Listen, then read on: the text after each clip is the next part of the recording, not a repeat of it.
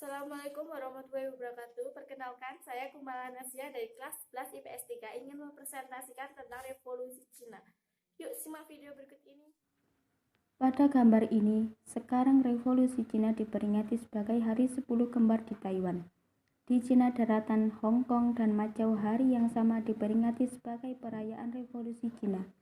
Banyak Tionghoa perantauan juga merayakan hari ini dan biasanya diadakan di pecinan di seluruh dunia. Latar belakang revolusi Cina. Revolusi Cina pada tahun 1911 terjadi karena timbulnya nasionalisme Cina. Dengan adanya penyelewengan dan kelemahan dinasti Manchu. Dinasti Manchu merupakan pemerintahan asing sebab bangsa Manchu bukan penduduk asli Cina. Dinasti Manchu memerintah secara feodal, memperbudak rakyat Cina. Sesudah kaisar besar dari Manchu meninggal dunia, lenyap pulalah masa kemakmuran Cina dengan terjadinya perebutan kekuasaan di antara putra-putra kaisar. Republik di Beijing Santing, Yuan Shikai dilantik sebagai presiden sementara di Beijing. Pada 10 Maret 1912, Yuan Shikai dilantik sebagai presiden sementara Republik Tiongkok yang kedua di Beijing.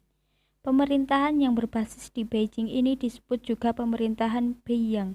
Pemerintahan ini tidak diakui secara internasional sebagai pemerintahan Republik Tiongkok yang sah sampai tahun 1928, sehingga periode dari tahun 1912 hingga 1928 hanya dikenal sebagai periode Beiyang.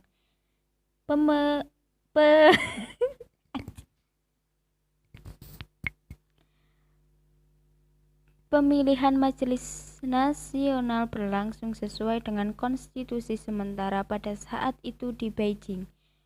Kuomintang atau KMT dibentuk pada tanggal 25 Agustus 1909.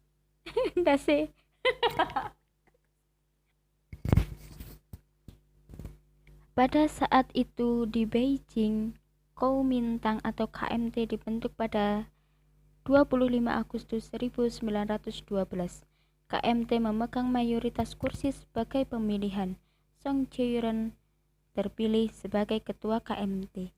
Namun Song dibunuh di Xinhai pada 20 Maret 1913 di bawah perintah rahasia Yuan Shikai. Pemberontakan sebagian besar dengan Tong Menghu dan Sun Yat-sen termasuk subkelompok yang ada, tetapi ada juga beberapa pemberontakan yang tidak melibatkan kelompok-kelompok yang bergabung dengan Tong Menghu. Sun Yat-sen mungkin telah berpartisipasi dalam 8-10 kali pemberontakan. Semuanya gagal sebelum akhirnya meletus pemberontakan Wuchang yang berhasil.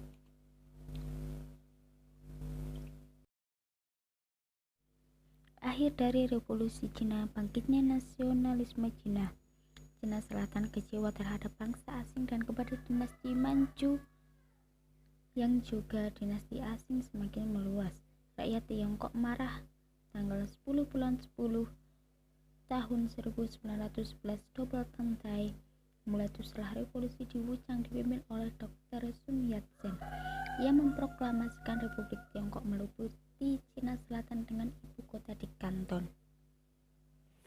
Oh ya teman-teman, jangan lupa ya like, comment, and subscribe. Oh ya teman-teman, sekian dulu ya penjelasan dari saya. Semoga bermanfaat. Bye-bye. Terima kasih. Wassalamualaikum warahmatullahi wabarakatuh.